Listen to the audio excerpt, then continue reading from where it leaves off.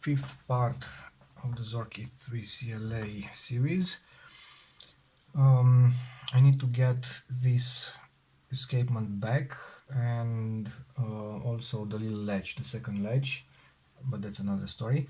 Now before getting it back, I washed it in the ultrasonic cleaner, and I'm not really happy with the way it moves, even though I did oil a bit these pivoting points. It feels like it could work better, and also it doesn't really look very nice. Not that would matter. Okay, so in order to take this thing apart, because that's what I'm going to do, take it apart, clean it thoroughly and put it back together, you need to unscrew these 3 screws. Also take this spring from this shaft. Now it's a spring that has an end that kind of clips down in this cross, so the post has a cross-shaped groove, and the end of the spring clips inside the groove. Now this little eccentric cam might also need to come off, and unfortunately it's pressed in position, so that's a bit of a bad thing, because once you pull it out of the shaft, you might end up with a bit of a wobbly eccentric. Sometimes it happens, sometimes it doesn't happen. Okay, of course there are ways to fix that, maybe even a very small drop of glue, depends on how well it fits back. Alright, so I will start with this one because it's also the one that keeps the spring in position. So we have a spring that should just lift.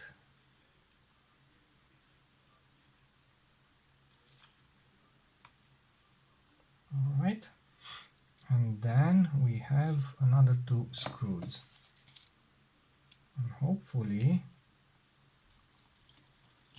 that will be enough.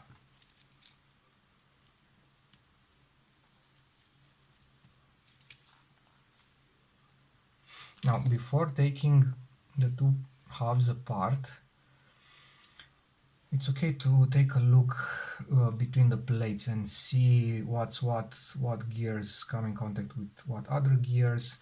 So you have a little piece that keeps this pallet on top, and that little piece has 2 screws. One is this one, the silver one, and there's another one black here.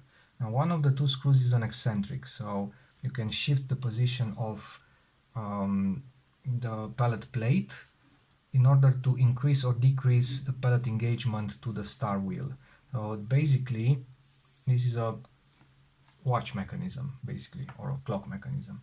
You have a geared, a toothed gear that is a bit different than the rest of them. So it looks like a star. It has wider teeth, and this pallet is like an U-shape thing that moves back and forth, and this movement restricts the rotation of the star wheel, so it will imprint a certain rotational speed to this gear, and that means that it basically stabilizes the speed at which this rotates, and that's the speed that dictates how long this pin needs to travel from one point to another, and this pin is what keeps the second curtain in place for a certain amount of time.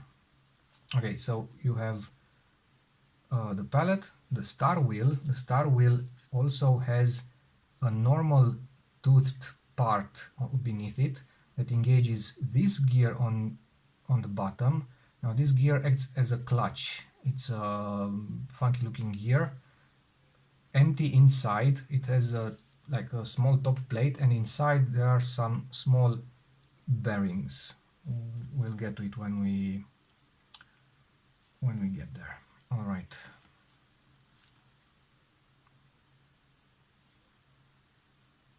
And that clutch gear has another toothed part on top of it that engages on this gear, and this gear engages in this big final gear.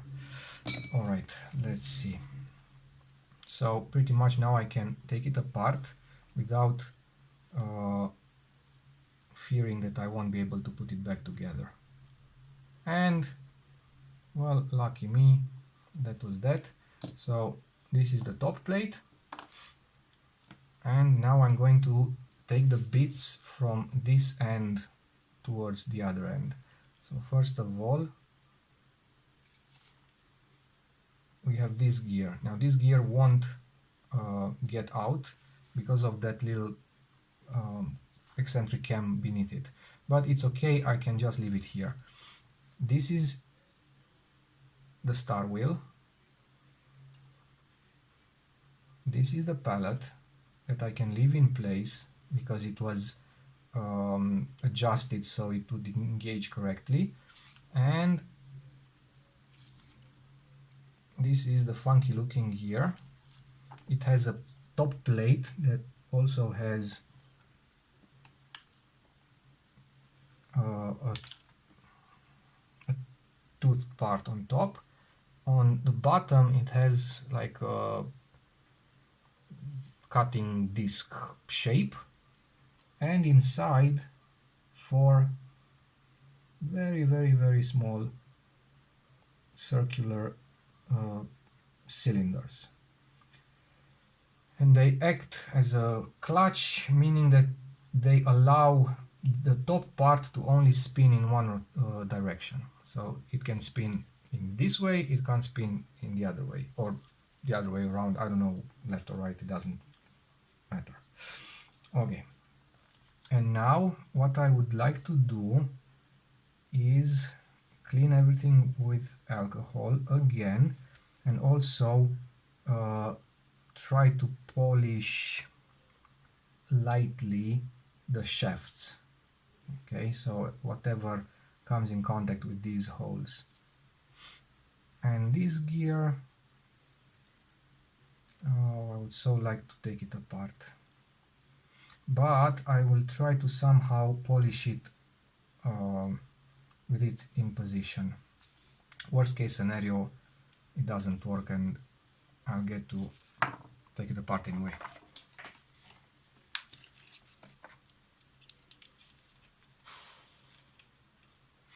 Alright, so I'm going to use a nylon brush, and I'm also going to use just a bit of metal polish paste.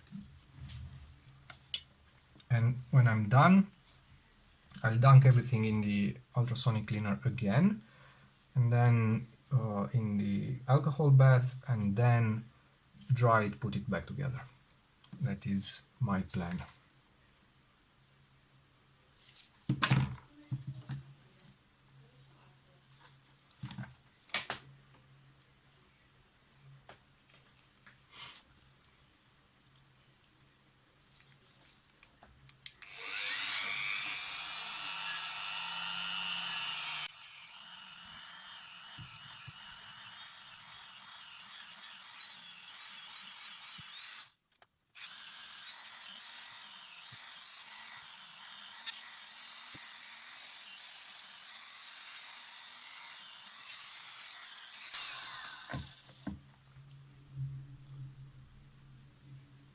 I'm also going to try to disassemble this, since I've lost the timing anyway, so it doesn't matter, just to polish the inside, so the part that comes in contact with the plate, and also polish the plate a bit. It looks a bit sad.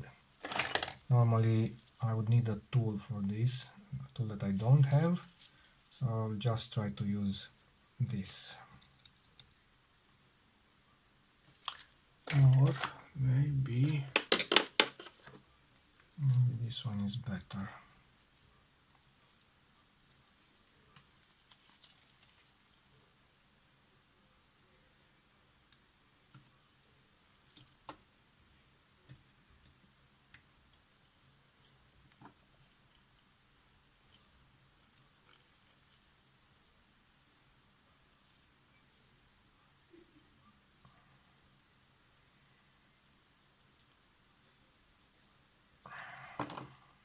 Well, I can't. It's super tight and I'm going to cut my fingers, so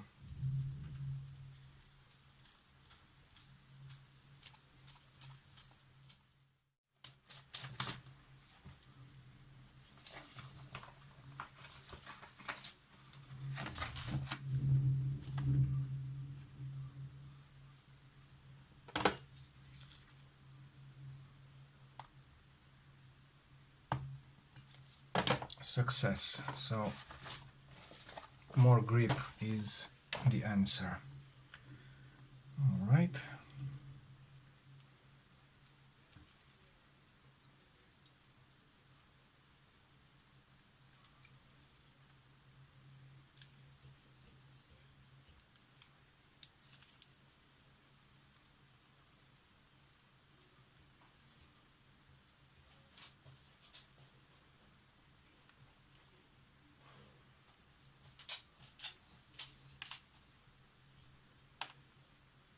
All right, so you have this bottom part that comes here.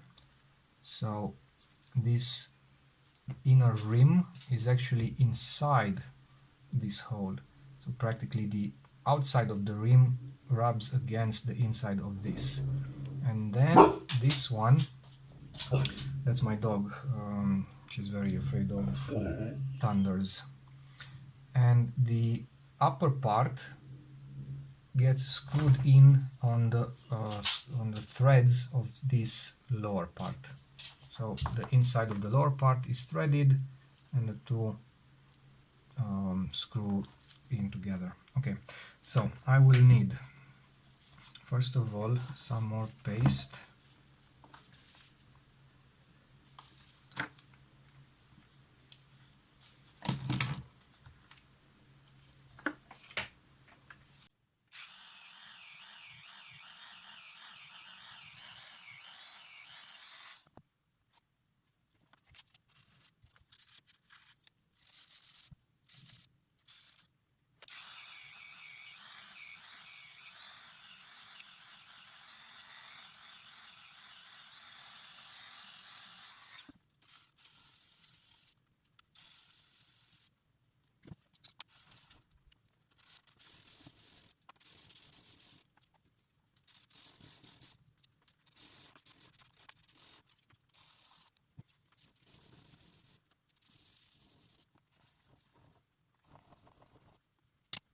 Okay, so this is the bottom part of the two-piece assembly, as good as it gets. Obviously having the pin here stops me from really polishing it on a flat surface.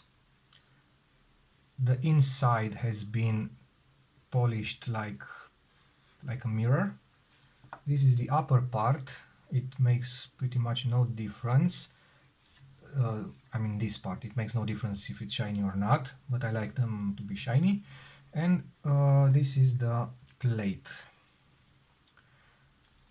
Alright, now I will need to also polish the inside of the plate and this rim of the upper piece, because that rim will run against this surface.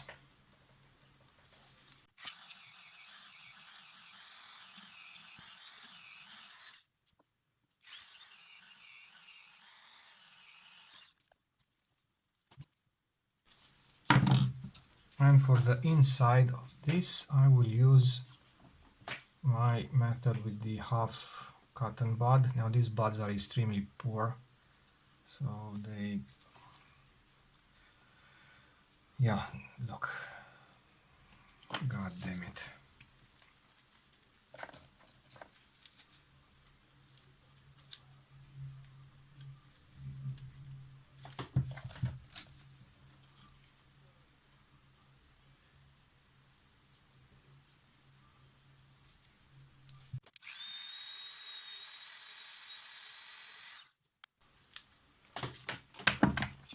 Alright, so these are the parts, and now they will go back in the ultrasonic cleaner.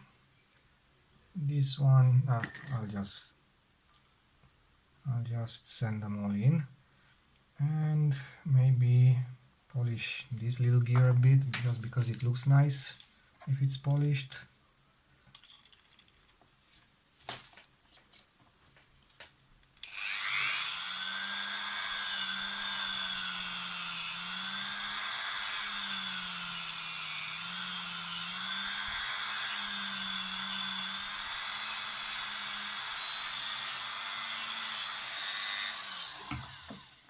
All right, this one, these two, and these two.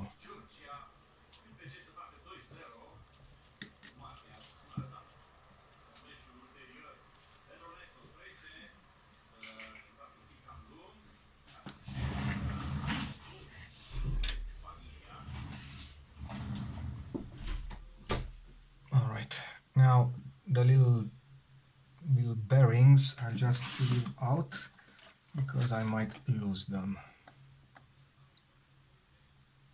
All right, this is alcohol. And now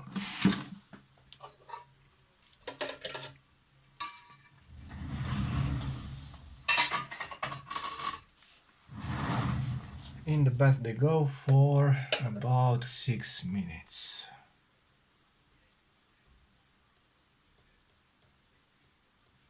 And I will be back. Alright, so these are the cleaned and polished parts. Now, since it is a part, I can actually lubricate all these parts a bit better. So one lubrication point. Now, when lubricating these mechanisms, ideally you would have an oiler. So it's like a very sharp or very fine needle that kind of keeps the oil inside. I think it has a groove or something inside, and only releases very small droplets. I don't have an oiler yet, at least, and my needle on the syringe is quite big. What I could do is put a little bit of oil on something and then try to apply it with the tip of my probe. But I don't have something to put it on.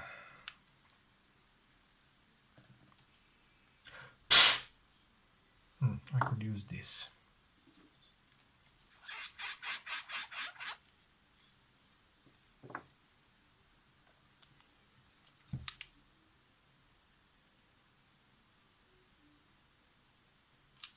Let's see if it works.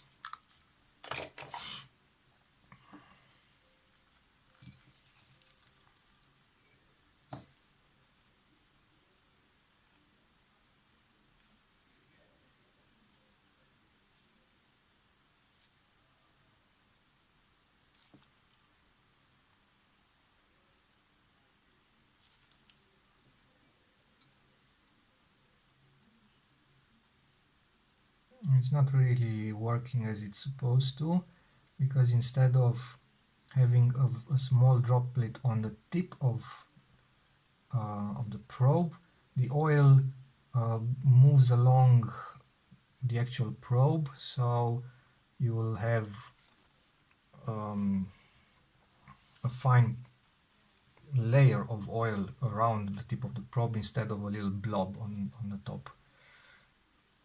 Okay, but I suppose that's what I need to deal with.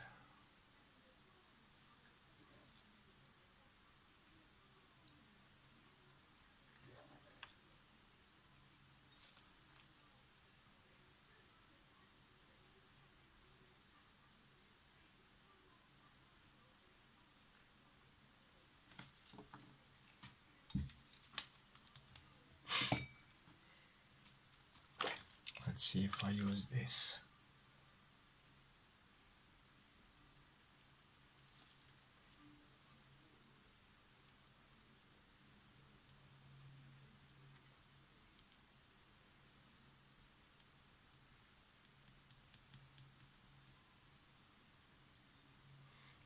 that's better. Alright, this one sits kind of like this. And that means that the polished part of the shaft is what spins.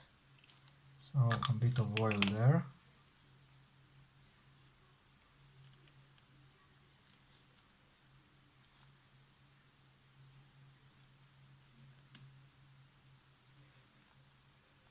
Alright. And then we need to start putting things back together. So the first one is this one. So this is the bottom part.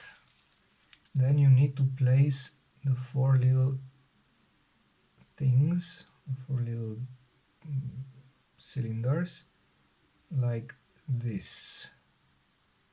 So in a cross pattern or square pattern.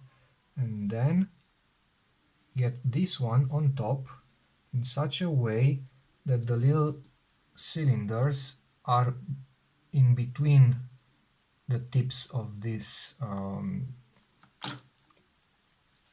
star shape or whatever that is. So kind of like this. And if it's seated correctly,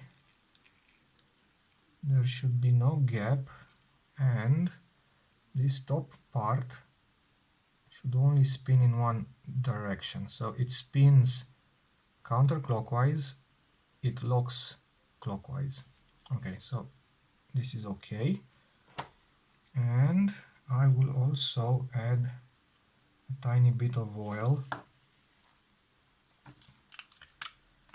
in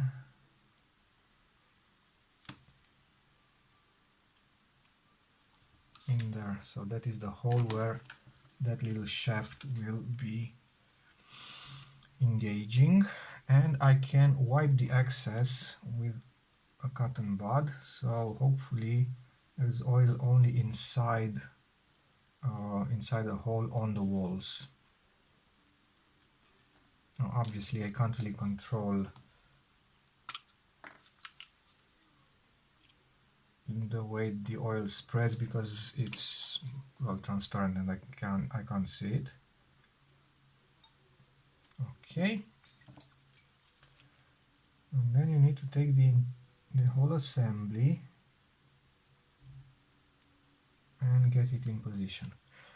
Then you can lower this gear until the teeth of the gear mesh with the teeth of the other gear, and now you can replace the star wheel.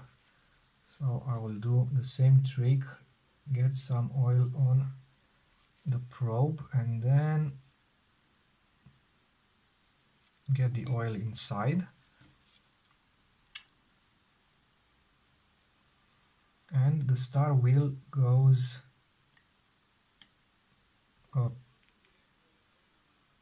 not pinned down but gears down. So it goes like this. Alright, and now I should be able to replace the top part. Now the top part also has these two little holes, and it should go like this. No, excuse me, it should go like this. So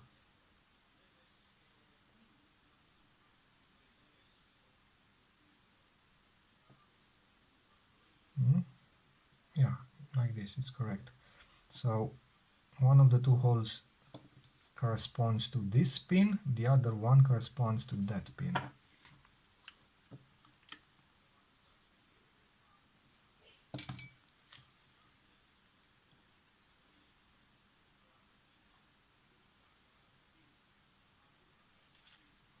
Alright,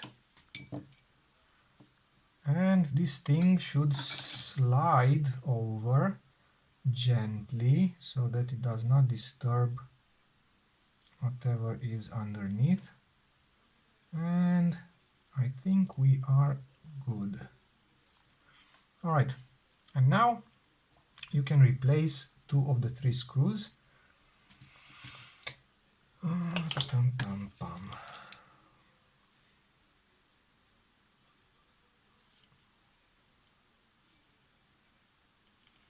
Now, all things considered, it's a very simple escapement, so nothing to worry about.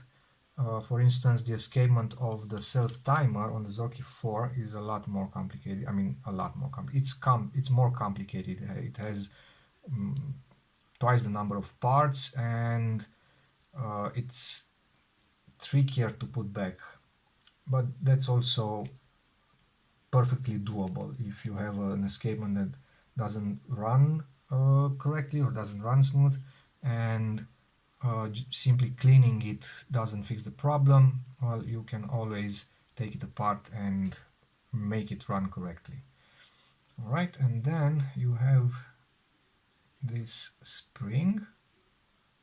Yeah, the spring. What I usually do is lubricate the springs with this Ballistol. It says universal oil and it has a funny slogan from ancient times, undefeated and renowned, something like that. And then it says that it lubrifies the skin without irritation, an ecological cleaner, biodegradable, anti-corrosive protection without resinification, maybe, without turning into like old oil or something. And it doesn't say it on the bottle, but if I remember correctly, it's mentioned on their website. You can actually drink it, and it has a very, very interesting smell. It smells like star anansi. If that's the correct name for that plant. And I use it to lubricate mainly springs. I know, or I don't personally know, but I've heard of people using it inside the shutter. I personally, I don't like necessarily the idea. I would use it if that was the only oil I had around. What I found was that if I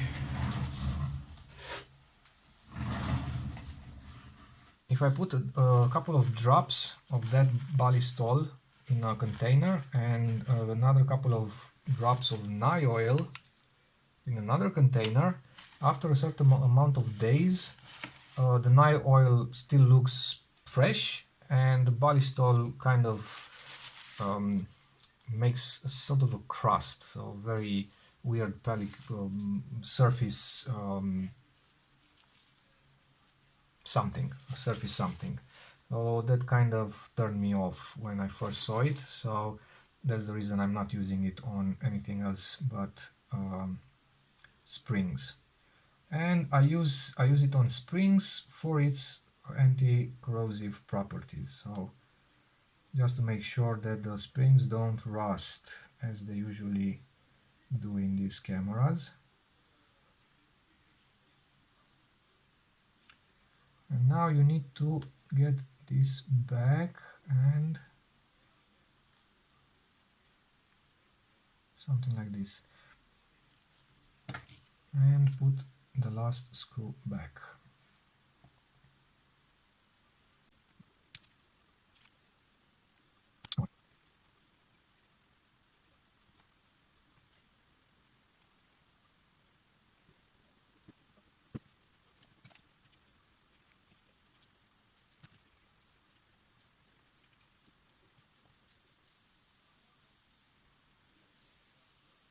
Alright, it's running very nicely.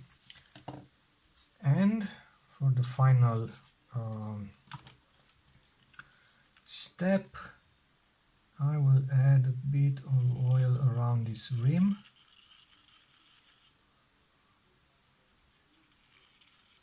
Okay. And replace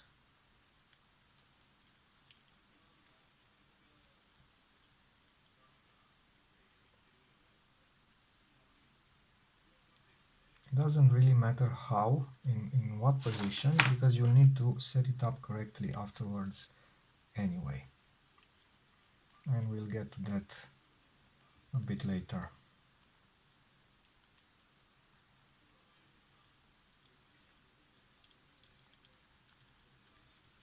So I'm going to simply get it like half finger tight, not more than that. Alright, so this is the escapement, nice and polished, looking nice and behaving nice. Alright, so I have the escapement ready, and now I will need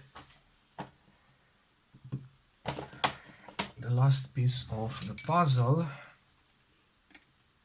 this little spring, this latch, and also, come on, this. Now this one is a bit nasty around the edges, so I will just sand it down a bit.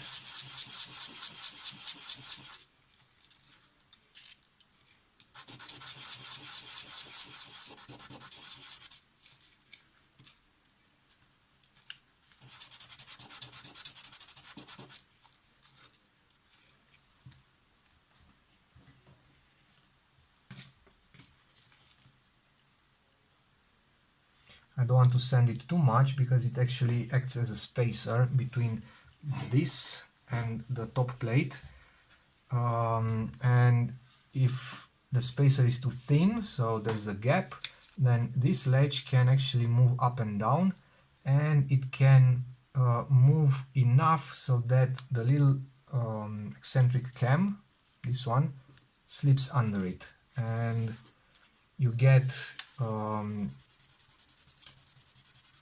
you get a long shutter speed. So let's say you have selected 1 second, it fires, it acts like 1/25 or 1/30, depending if it's the 3 or the 4, the Zorki 3 or the Zorki 4. So it doesn't do 1 second, but the escapement buzzes for 1 second, and that's because the latch does not engage. Alright, so it looks okay.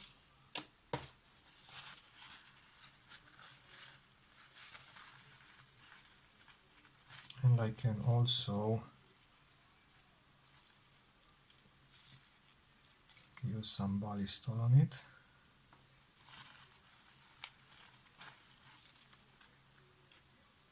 Alright.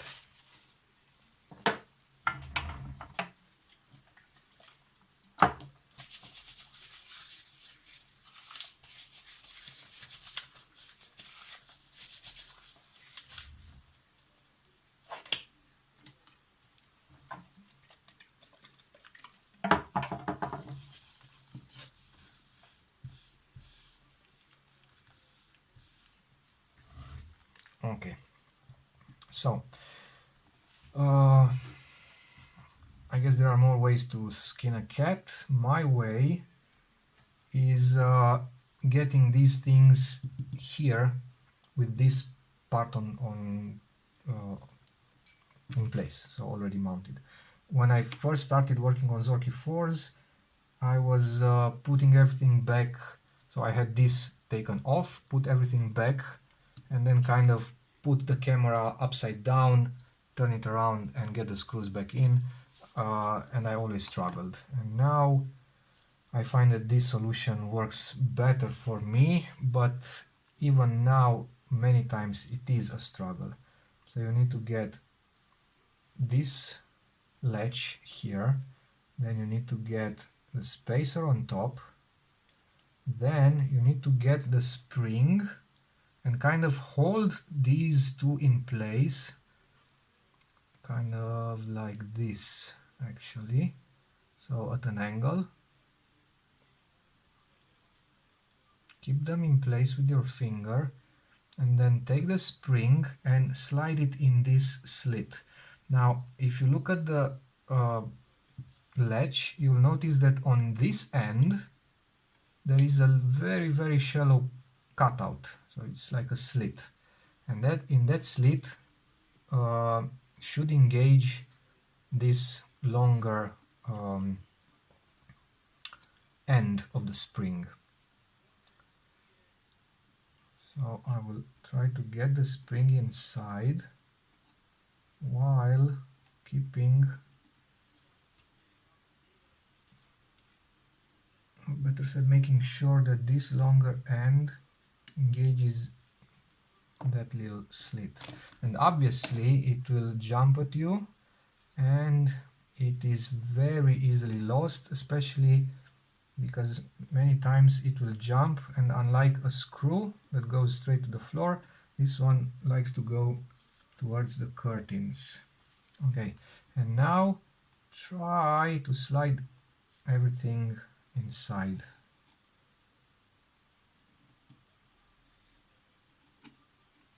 Oh Jesus, this is always annoying, but unfortunately it is part of the Zorki 4. Now let me see why this.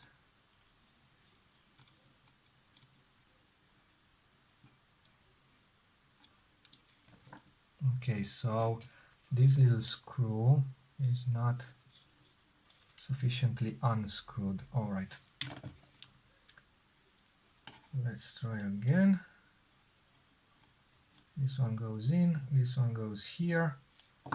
The screw now can be slightly tightened, and somehow this spring must be pushed inside, and then the entire assembly can be taken into position. Second screw screwed down, and the final test is that something is not right yet.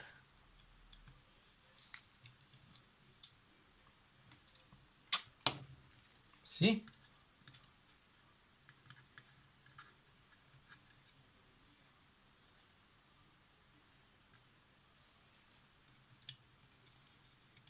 And now I need to somehow get the spring out.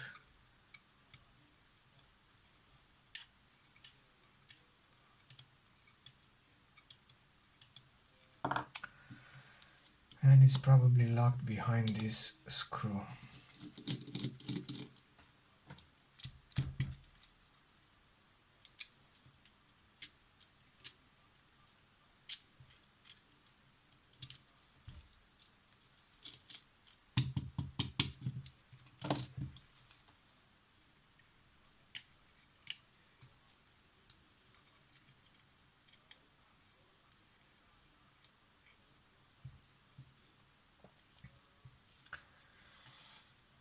Okay, let's try again.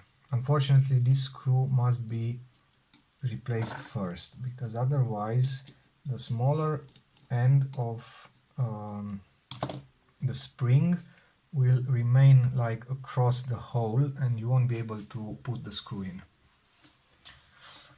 So this is first, this is second.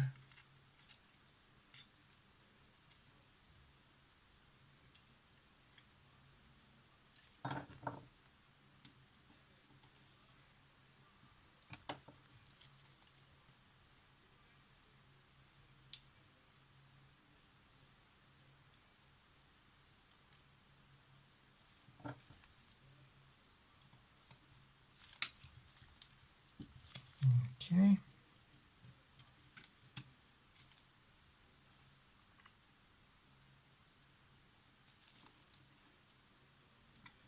And you kind of need to jiggle the screws back and forth until they engage correctly, because now the screws feel like they are pressing directly on the latch.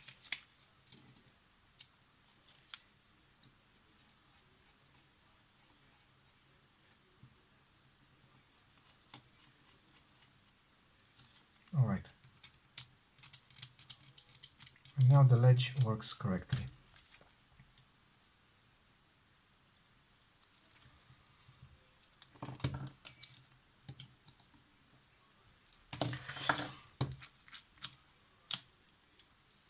And this is what happens. The first latch disengaged, the second one stopped the second curtain. And you can actually test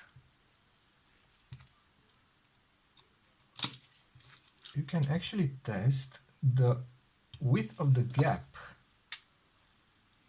for speeds like this is 1,000th of a second, and you can't really see it because the second curtain is kind of like somewhere around here, and no, this is the gap.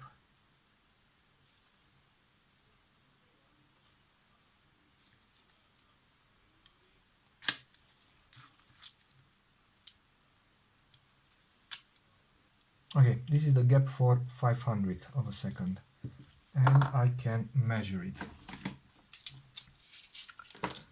Let's see. And it's 1.5 millimeters.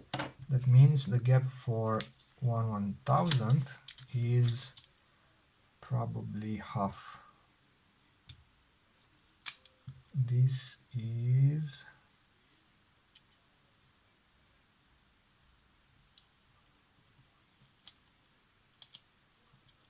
this is 250 and it's 4. So if I have 4 to 1, yeah, pretty much something like that.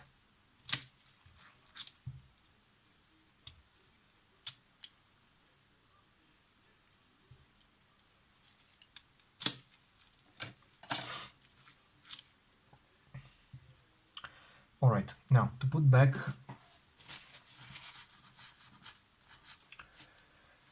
the escapement, you need to get it so that when you have it upside down, this little prong points at you, and then turn clockwise this gear 1, 2 full turns and another quarter. Then keep these in place like this and slide everything on top of the other pieces.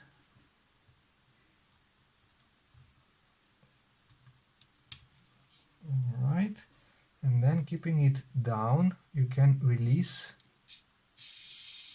and theoretically it should have engaged the brake, but I kind of lost the position. Okay, let's try it again.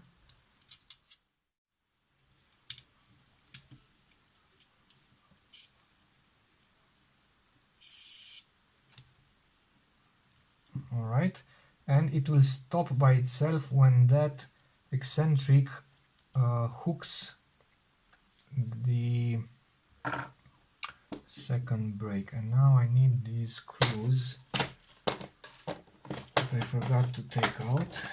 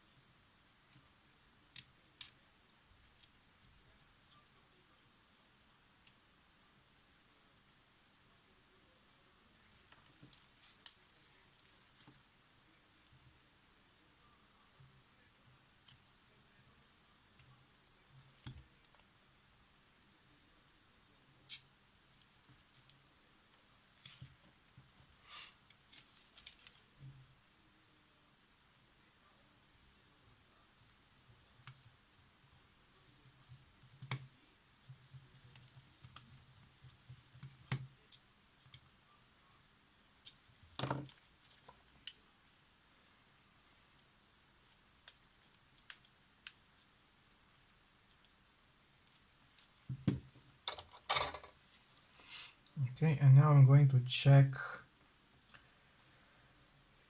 on my images because I had one, okay, that shows the selector in this position. So this is the position of the 25th because I see two slots here and then a gap, and I have two slots here and then a gap, and this pin is almost touching, the pin is almost touching the arm. So now I can loosen this and turn this final gear until it almost touches that arm, then push it upwards and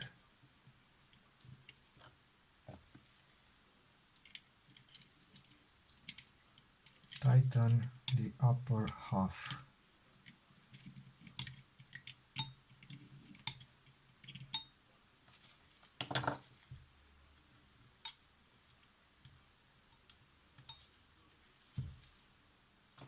Okay, now in this position, when you pull up on the shutter speed selector, it should not bind on this pin. So if the pin is too close, sometimes when you pull up on the pin, on the selector, the edge of this piece will actually kind of slip under the pin, and you will basically lift the entire plate, so you'll push on the plate. Okay, now if I am now selecting, but I need to put the dial back so I can get some leverage.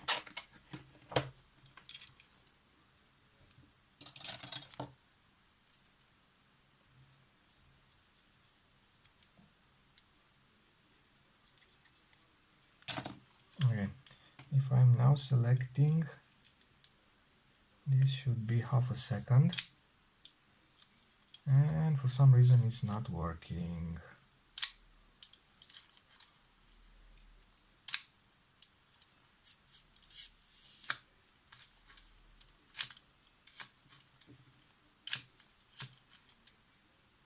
Alright, so we have a problem.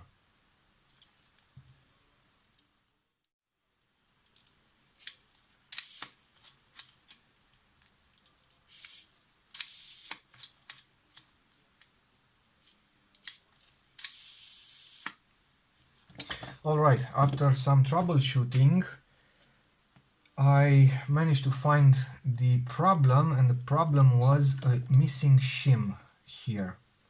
So at some point I found a shim. That's why I kind of knew where to look. So at some point I found a shim, and it was looking a bit weird. It was thicker than usual. It certainly didn't come from the shutter. So I said, okay, I'll find its place, and I kept it right here. And I realized that if so when both screws were tightened, it wouldn't budge, and that led me to believe that there's a flex in the whole mechanism. And since all the gears are very small, any kind of flex or even a bit of flex can actually jam the gears. So it was obvious that something was missing. So I decided to put that one shim. Obviously, whenever I have a 50-50 chance of getting something wrong, I will get it wrong. So the first try was here, nothing good came out of that. The second try was here, and now it works. And this is 1 second. I don't know if it's long or not. It feels a bit long, but I will compare it to an electronically controlled shutter. Okay, so this is a Yashica FXD. It says quartz, so it should be pretty precise. This is 1 second. and that's 1 second. So I have this one loaded, I have this one loaded, and I will try to fire both shutters in sync. Oh, that was pretty close. This one is a bit longer, but nothing that I can't live with. So let's see it again. 1, 2, 3. I'm sorry, I touched this on the bottom of the Yashica. So again, 1, 2, 3. I declare myself happy. Alright, so the Soviets got it right. The tension in this spring doesn't really matter. It will do a second if it's cleaned and lubricated correctly. And that means that right now all there's left to do is getting the prism back, light baffles, front plate, and pretty much that's it. And then obviously adjusting the focusing, the rangefinder, but that's a given. All right, I think this one was a bit longer than I expected. Thank you for watching. If you have any questions, please ask, and I will see you next time. Oh, and one more thing. I'm trying to see if I had another question that I wanted to answer. Yeah, it was kind of a continuation of the initial question about this. I will, maybe if I don't forget in the next episode, I will take the bottom cover plate, so this little piece, off from a Zorki 4. Check to see that this is in the correct position and explain the way this brake works visually. Okay, and if anybody is interested in 3D printing one of these keys, that I have like many lying around, I have posted the STL on Thingiverse, and it's obviously free for anybody in need of such a key. It's an initial design. I have some other ideas that I might implement, for instance a very narrow tunnel-like hole in here that actually allows the screwdriver to stay centered. I'll need to print one and see how that goes. Alright, that's it for today. Thank you. See you next time with the final episode on the reassembly, and then maybe I'll have one more with the adjustment phase for the rangefinder.